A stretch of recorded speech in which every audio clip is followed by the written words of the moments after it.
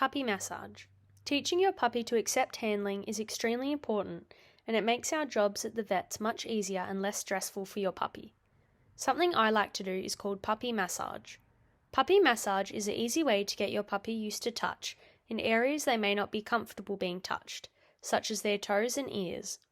A good way to do this is if your puppy is small enough, put it on your lap.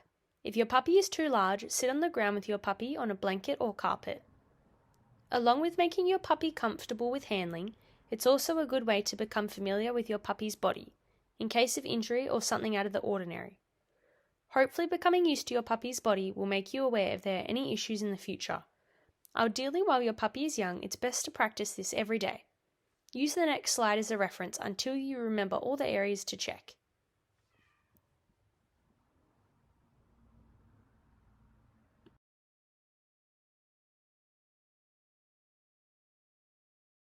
Game, Puppy Pass the Parcel. Once your puppy is beginning to become comfortable with handling from you, it's good to begin helping your puppy to become confident with handling from strangers. This will help at the vets and at the groomers in the future. A good way to do this is when you have guests over. Provide the guests with lots of treats, and the same with puppy massage, get your guests to hold your puppy and examine them like you would. Make sure the guests offer lots of praise and treats to your puppy.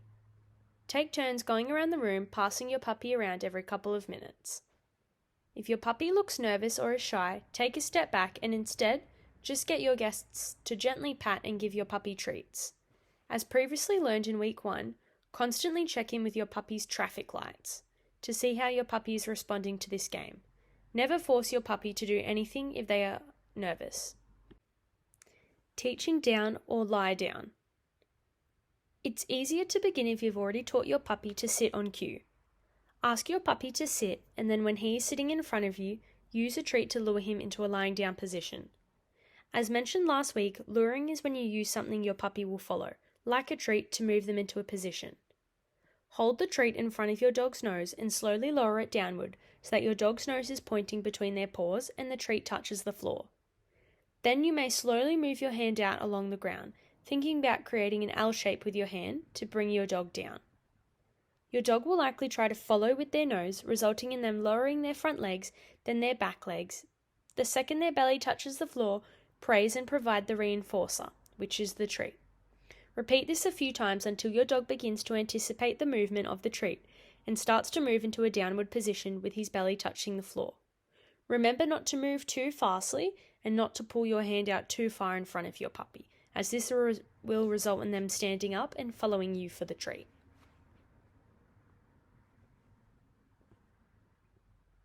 Teaching come. Step 1. Hold your puppy's lead and keep them on a long lead, letting them wander around as they please. Step 2. When you want your puppy to come, hold a treat at their level and say the word come. When they respond correctly to this cue, it's important to praise them. Give them a treat and a gentle pat, reinforcing the behavior. As training progresses, you won't have to reward them with a treat every time. Eventually, just a pat or a praising word will do the trick. Step 3. Focus on your pitch and make the word come sound more interesting than anything else in your puppy's environment.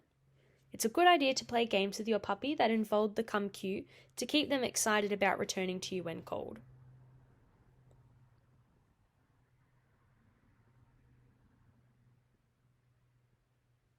The senses. Smell. Depending on the breed, a dog's sense of smell can be 10,000 to 100,000 times stronger than that of a human. They don't just smell things stronger than we do, they smell them in an entirely different way, and it's absolutely fascinating. Where a human might enter a home and smell a pot roast in the oven, a dog would enter that same home and individually identify every ingredient. One easy way to challenge your dog's mind is to play a simple nose work game called Find the Treats. Find the Treats is easy to play, and it's a fun way for dogs to use some of their natural sniffing and scavenging abilities.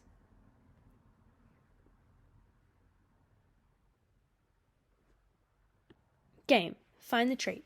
Step 1. Grab some treats and have your dog nearby in a sit position. Step 2. While your dog is in the sit position, put a few treats on the ground around them. Step 3. Give your dog a release command and tell them to find the treats. Step 4. Encourage them as they start picking up the treats. Practice this a few times until your dog understands what find the treats means.